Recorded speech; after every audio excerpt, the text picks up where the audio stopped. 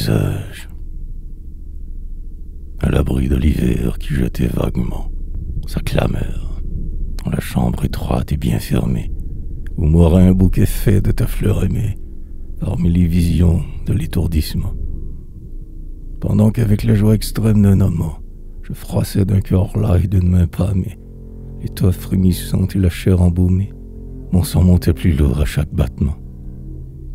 J'avais le souvenir d'un ancien paysage. Je revoyais le front penché sur ton visage, la source pure et claire au milieu des roseaux.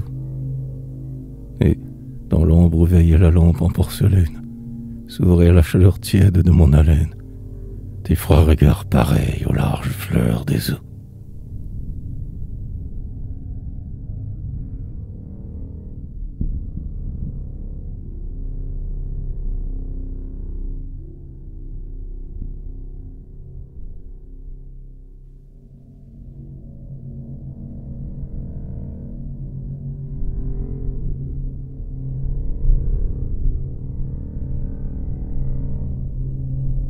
L'adieu. Quand il part, sa grâce invente des retours charmants. Un gant laissé, la fenêtre mal close. Elle avait oublié de dire quelque chose. C'est toujours puéril et c'est exquis toujours. La dernière caresse, ça fait ses bras plus lourds, et je baise sa lèvre où brûle le sang rose. Tout mon bonheur se lie aux lignes de sa pose. Je me perds dans la nuit de ses yeux de velours. Elle viendra demain dans un frisson de soie. Et pourtant, je ne sais, je tremble de ma joie. C'est que j'ai toujours eu le souci des adieux. Pendant que son humeur ne m'était point farouche, j'aurais dû retenir le souffle de sa bouche et la lumière bleue et douce de ses yeux.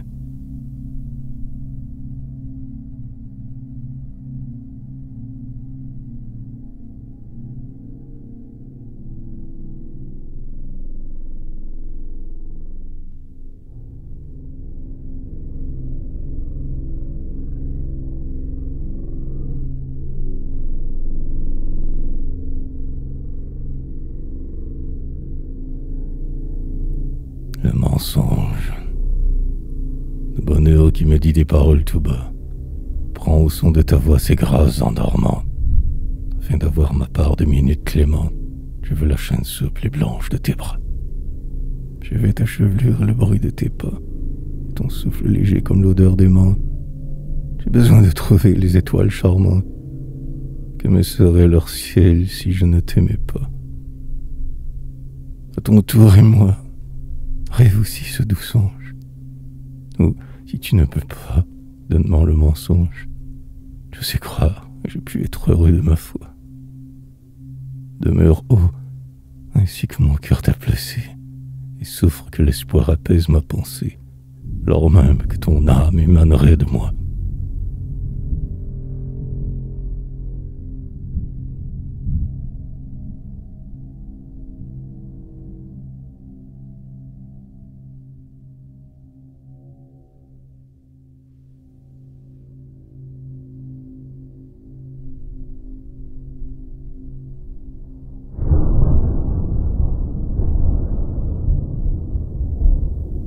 La lettre, chère épave d'amour, depuis-il qu'on oublie.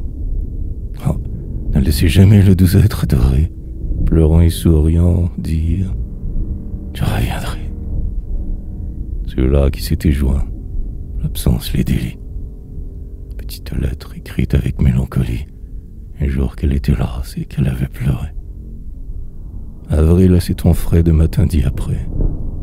Une ombre de tristesse, un rayon de folie.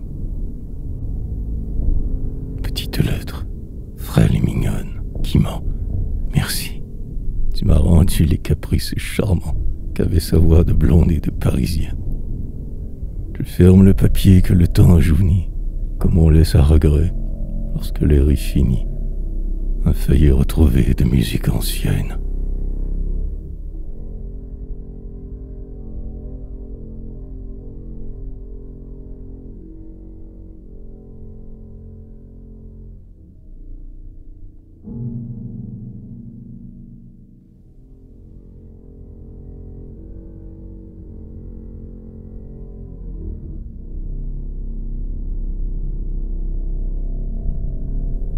L'heure, c'est l'heure, si bien qu'elle ne viendra pas, qu'elle n'a pas noué la furtive dentelle, et que mon désir vain n'attira pas.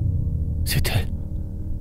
Devinant la musique exquise de ses pas, je sais que les doux mots qu'avait sa voix tout bas ne sont qu'un souvenir d'une langueur mortelle, et que j'ai perdu l'aide et la chère tutelle de sa bouche, de ses regards et de ses bras. Ô fantôme, clémente amertume de l'heure, le passé de son œil invisible m'effleure, et dans l'illusion évoque le réel. La blanche image a pris sa place accoutumée. Le mot court en riant sur la lèvre embaumée. Les yeux profonds et clairs s'ouvrent comme le ciel.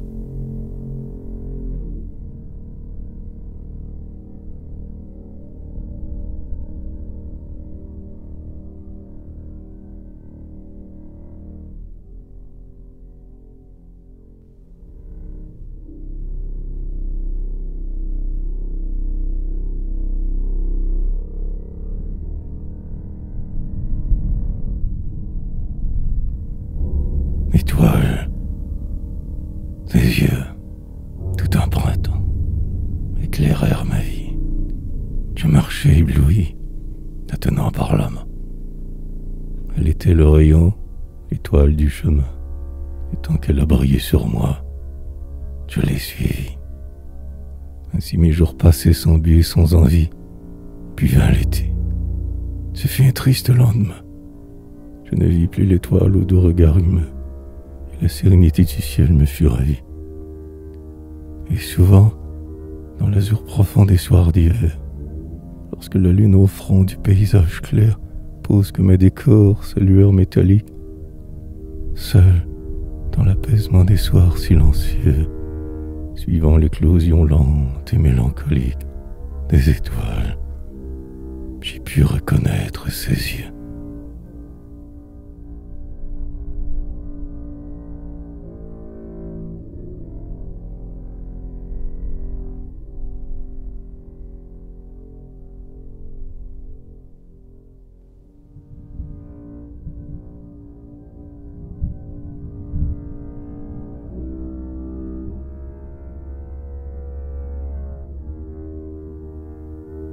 L'image, comme la main distraite et qui n'a pas de thème précis, par la vertu secrète d'un aimant, décrit, sans y songer machinalement, un contour au hasard jeté, toujours le même.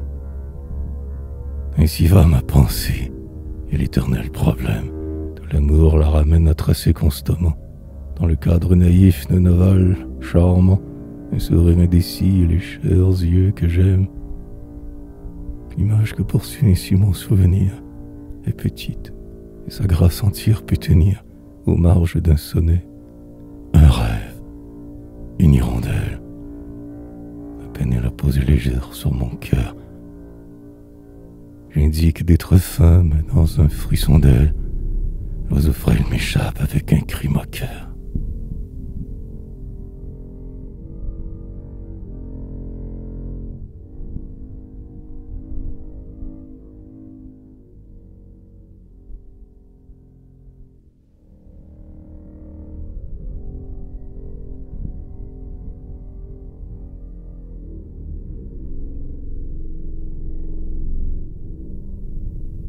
Lune d'hiver. À travers le réseau des branches que l'hiver trace avec la vigueur des dessins à la plume, la lune, comme un feu qui dans le ciel s'allume, montait, luisant au bord du bois couleur de fer. Tu manquais à mon bras, mignonne, et ton pied cher, à qui marcher fait mal et qui n'a pas coutume d'aller loin, sur la bande étroite du bitume, ne faisait pas crier le sable fin et clair. Pourtant lent et distrait, cette grande allée, où le bruit de mes pas fait partir le volet des rêves vers le sourd abîme de l'azur, je crus qu'auprès de moi palpitait quelque chose, et, me tournant pour voir rire ta bouche rose, je vis mon ombre longue et triste sur le mur.